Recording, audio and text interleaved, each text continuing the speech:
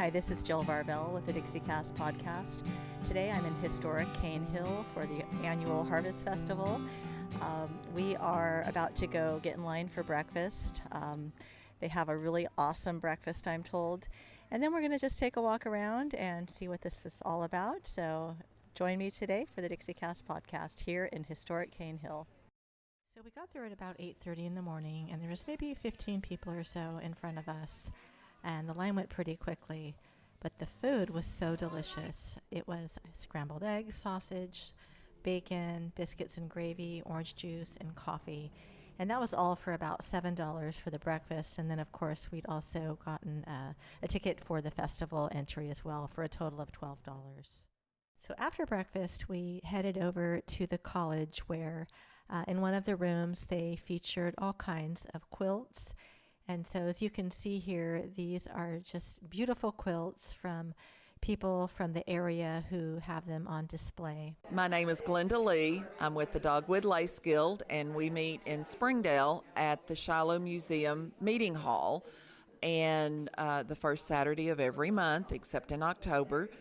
And we are here at Canehill demonstrating ways that lace was made before we had machines to make lace. So I am demonstrating tatting. Tatting is made with a series of knots. It is most similar to handmade fishing nets that you may see the fishermen making or repairing along the coast. I'm sorry, I saw somebody I knew. And so this is tatting. This is needle lace, lace made with a needle. It's made on a foundation, and then it's then separated off. This is crocheted lace, and then this is machine-made lace. So that we all just enjoy making lace. Peggy is making bobbin lace. Bobbin lace is more closely related to weaving in that you're working with a series of threads, and that you will weave the threads back and forth together. So I'm spinning Wensleydale, and I'm not positive, but I think it might be one of the rare breeds. And rare breeds are sheep that a lot of ranchers will not raise because that's not what the mills want. They usually want a merino, which is most of your yarns are made out of it. It's a really white sheep that can take dye, the colorful dyes, and it's a really soft yarn. So by spinning, I can spin fibers that have different textures than what you normally can buy in the store. So that's why I spin, because I'm using my yarn for art pieces. I do what it's called coiled weaving. Here's a finished yarn that I had spun. This is actually a tangy bamboo and silk blend and dyed. And this is what I make with it, or do with it, is I coil it. And so what I do is I wrap the yarn around the reed, attaching it, building shapes. And so by being able to make my own yarn, I can make the yarn that I'm wanting to use for the sculpture. A lot of weavers and knitters like spinning their own yarn, because then they can get yarn that you can't buy at the local yarn place. And also by hand processing your own fiber, you're making sure there's not chemicals in it, which a lot of people who are allergic to wool are actually allergic to the chemical process. So you have your own sheep, I presume? No, I don't, because I don't have a property that's good for sheep. But there's a lot of friends who raise sheep. Yes. And you can always buy fleeces from farms, too. So you can find the farm that you like. In fact, this Wensleydale came from a farm, the Ross farm in I forgot what state it's in right now, but they grow a lot of different sheep. My name is Beverly Maloney. We are demonstrating how to weave on a loom. This is a floor loom, and that over there is a table loom. And I am trying to follow a pattern and Mary is just demonstrating different patterns that she can do on the table loom. I demonstrate how to weave. I also would love for people to sit down and try it, and I can explain how it's done. The floor loom has petals, so I step on them to go along with the pattern.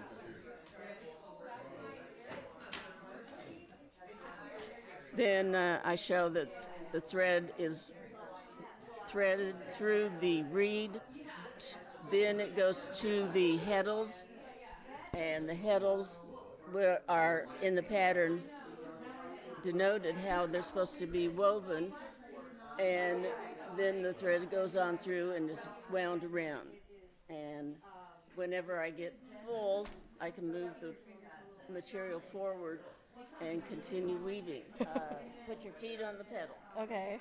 Well, my feet managed to fit the entirety of the pedal.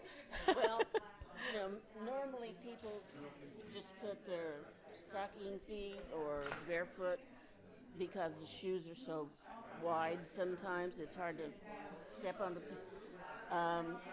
I don't know where I left off, so I'm just going to let you try this pattern. Oh my goodness, you're following a map. Yep. This is complicated. This is showing you how you're supposed to thread into the shafts. Oh my goodness. So what should I do? And this shows you patterns that you can weave. So, this is intricate. Well, why don't obviously. we have you step on 1 and 4?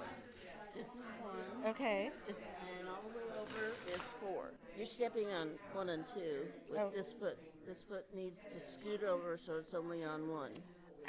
Oh. Good. Oh, I get it now. Okay. And then the other one gets okay, 4. got it. Step on it. All right. And you'll see that you have lifted 1 and 4 shafts. Okay. Now you're going to take your shuttle and you're going to over that one little thread, that's your salvage, then you're going to throw it through and go under this salvage. So okay? take this through? Just throw it through. Oh, okay. Throw it through. Okay. And go under that one. Just keep your, there you go. Okay. Now, pull it through. Pull Okay. it through. Is it Like, sticking? like this? All the Yeah. way? Okay. The thread is sticky. Okay, now, you're going to put your shuttle down. Which one? You're going to put your shuttle Oh. down on top here.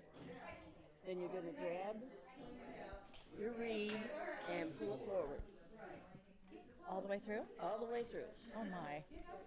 Okay, then release Okay. and hit it again. You have just woven a row. Oh my goodness. I feel so accomplished. Try another one? I think I better not. I think you have much more worthy people here that might want to give it a shot. So.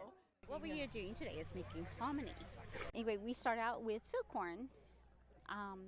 It is a corn that horses, cattle, you feed livestock.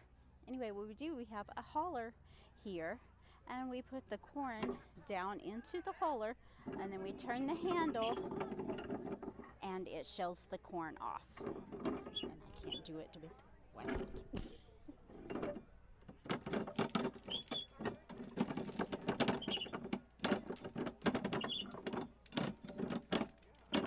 Anyway, when it is shelled, then your cob will come out looking like this. And this is the corn. And then after that, what we do is we go over here. We sift out the silks and the debris as best as we can, and then we take it over here to our pot, and we put it in our pot with water and lye, and we cook it for several hours until the lye breaks the husks down off of the corn. And once it does that, it becomes real thick, like a jello or a pudding. We drain that off, and then we wash. We have to use enamel pans. We can't use any other type of metal because the lye will eat through it. So we wash it through several pans of water until the water is clean. And then we clean out our pot, put it back in the pot with fresh water, and do the process all over again. And sometimes we have to do it 2 to 3 times, sometimes 4 times, depending on how much lye is still on the hominy. But once we know the hominy is done, whenever our last cooking, whenever the water is clear, there is no more murkiness into it. Yes, and we probably won't be done till about 5 or 6 o'clock this evening. And we started at 7 this morning. How much will you have? It will be, I don't know, it all depends. We did 3 gallons of corn today. So it all depends on what she cans it in. If she cans it in quarts or pints. This is the finished product. This is what our corn looks like. And if you fry it, you make like corn nuts, and you can season it. It also is used for corn tortillas, for corn chips. So that is what hominy is made from. Such a hard. It is. It takes all day. It takes all day. But you have a whole year's worth of hominy once you've cooked it. What's your favorite way to eat it? In casseroles. It takes place of like corn chips or corn. Hominy is easy for a diabetic to digest because the starch has already been all cooked out of it, and it does not have the hull on it, and so the body can break it down better. Yes, and it will not raise their sugars like regular corn does. Yes, because of the starch in it. What is the name of your company? We don't. It's just the Latta family. Thank you so much. You're welcome. Yeah, go. Yeah. So I can see what it looks like. Yes. Sorry for stealing your mommy. It's not my. No, that's an my aunt. niece. Carolyn, my dear, do you have any idea how long it will be before this Pull is... your paddle up, Dad. It's getting closer. It's really getting closer. It's already starting to break down. Well, I know it is, but it isn't getting hard to stir. I don't feel any stickiness down And in there's it yet. no. It's not jelly. It turns to a jelly, like Jello. It looks like Jello or Well, pudding. It's, Whenever I it think it usually may have breaks already down. been past the jelly. No, it's still. No. No. Nope. Thank you again. All right. So over here, this is the sorghum extraction area where these guys are taking sorghum stalks off of a truck and slicing off the stems and preparing the sorghum so that it can be inserted into this cane press. This cane press is basically driven by these horses that turn around these 2 steel wheels that smash the sorghum and extract the juice. So absolutely fascinating to see this actually in action. In just a moment here, we're going to interview a gentleman by the name of Jared Biggs, who is going to give us a little bit more information as to how this operation works. And I hope you find it as fascinating as I do. I'm Jared Biggs. I'm the Historic Sites Manager for Historic Canehill. And we are making sorghum, and so that we grow sorghum molasses, sorghum cane, and that's what makes the juice. We squeeze the juice out over here. And this mill was made in 1863, I believe. It was the first patented sorghum mill ever made. And so once the juice squeezes out of it, it comes down through a hose into the pan here. And we start with putting water in the pan to keep the pan from burning. And as the pan fills up with juice, we push the water on through. And by the time it gets to the end of the pan, it should be cooked and finished. So that's where we collect the finished product. Our last song. No, one more song.